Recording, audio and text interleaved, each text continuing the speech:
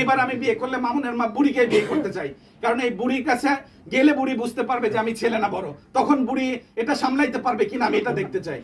আপনি বলছিলেন যে মামুন বুড়ি যে আমাকে থার্ড জেন্ডার বলছে, আমি বাংলাদেশ সোশ্যাল মিডিয়াতে বলতে চাই এই বুড়িকে আমি বিয়ে করতে চাই, কারণ তার ছেলে বুড়ি বুড়ি বিয়ে করে টাকা হাতিয়ে নেয়। বুড়ি যেহেতু বাংলাদেশের অনেক বড় একজন সেলিব্রিটি, এই মামুনের মা বুড়িকে আমি বিয়ে করার প্রস্তাব দিচ্ছি, কারণ এই বুড়ি নিশ্চয়ই আমার কাছে এসছে। তাছাড়া বুড়ি আমার জেন্ডার নিয়ে কিভাবে কথা বলে, কারণ বুড়ি যদি আমাকে না খুলে দেখে ততক্ষণ তো সে বিলিভ করতে পারবে না। এই জন্য আমি আমার জেন্ডার প্রমাণ করার জন্য বা আমি পুরুষ কিনা এটা প্রমাণ করার জন্য এই বুড়িকে বিয়ের অফার দিলাম এবং আমি এই বুড়িকে বিয়ে করবো। মা একবার আমার জেন্ডার নিয়ে কথা বলে সে আমাকে বলছে যে হিজড়া, আবার সে বলছে লুচ্চা বেটা, আবার সে বলতেছে পাঠা। যেহেতু আমাকে সে পাঠা বলতেছে, এখন আপনাদের কাছে আমার প্রশ্ন, পাঠা কি ছেলে না মেয়ে? পাঠাকে দিয়েই তো একজন পাঠির সাথে লাগাই দেওয়া যায়, তাই না? সো তাইলে আমাকে যেহেতু সে নিজের মুখে পাঠাই বলছে, সে তো নিজেই প্রুভ করে দিচ্ছে যে আমি একজন ছেলে মানুষ। আর আমি একজন ছেলে মানুষ না হলে আমার মেয়ে কোথা থেকে থাকে? বা আমার ওয়াইফ প্রিমিয়ার ব্যাংকের একজন ম্যানেজার, আমার সাথে 10 বছর সংসার করেছে। একটা মেয়ে তো কখনো একটা থার্ড জেন্ডার বা একজন হিজড়ার সাথে 10 বছর সংসার করবে না, এটা থেকে তো বোঝা যাচ্ছে। আর চুল বড় নিয়ে যেটা মামুনের মা বলেছে, ঢাকা ইউনিভার্সিটিতে যান, চারুকারু ডিপার্টমেন্টে যান, রাজশাহী ইউনিভার্সিটিতে যান, চট্টগ্রাম ইউনিভার্সিটিতে যান, চারুকারু ডিপার্টমেন্টের প্রত্যেকটা ছেলের আমার চেয়ে বড় বড় চুল। এছাড়াও বাংলাদেশের অনেক সিঙ্গার আছে, যেমন আইব বাচ্চু, জেমস বা আদার্স আরো যারা আছেন, হাসান, তাদের অনেক বড় বড় চুল, যাদের চুল কোমরে পড়ে। তো চুল বড় থাকলে আর মাস্ক পরলে যদি থার্ড জেন্ডার হইতো, তাইলে তো আমি বলবো যে তারাও থার্ড জেন্ডার।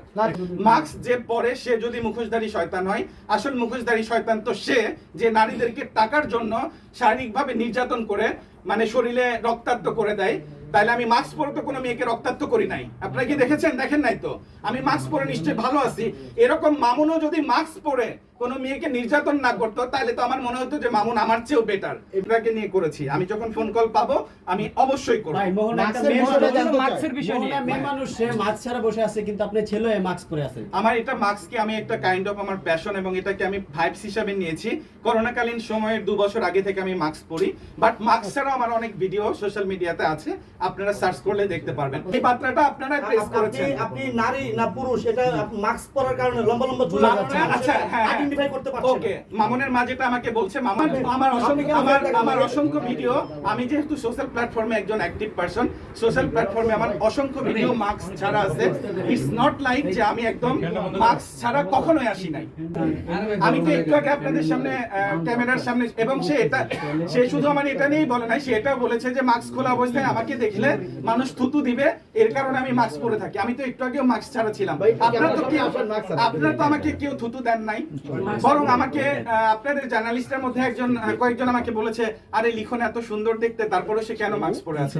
এটা আমি আমার প্যাশন হিসেবে বা ভাইবস হিসেবে নিয়েছি।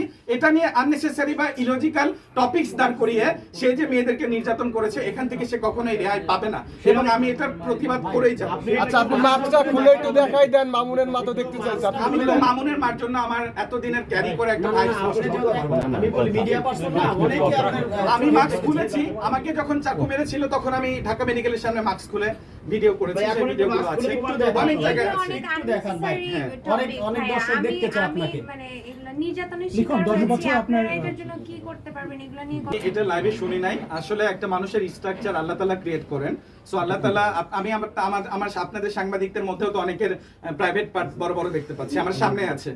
হ্যাঁ, অনেক ছেলের যে চেস্ট বা চেস্ট বলেন আপনারা, এটা তো আপনাদের সাংবাদিকের আমি কয়েকজনের দেখতেছি আমার চেয়ে বড় বড়।